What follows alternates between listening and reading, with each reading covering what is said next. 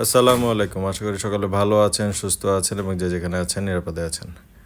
রাফা আজকে তৈরি করছে ঘরে তৈরি পুডিং। তো এই পুডিংটি আসলে সচরাচর পুডিং ঘরে খাওয়া হয় না।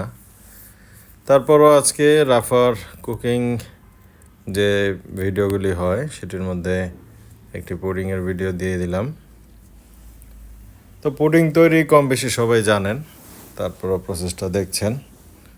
এটা খুবই সহজ একটি প্রসেস।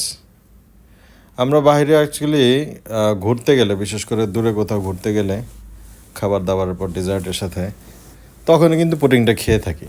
তাছাড়া এমনিতে বাসায় মাঝে মধ্যে রান্না করে হয়তো খাওয়া হয়, কিন্তু তেমন একটা খাওয়া হয় না। তো রাফার যে কুকিং বা রান্না বিষয়ক যেসব কাজ করে সেটার সাথে এটা দিয়ে দিলাম। সবাই চ্যানেলটি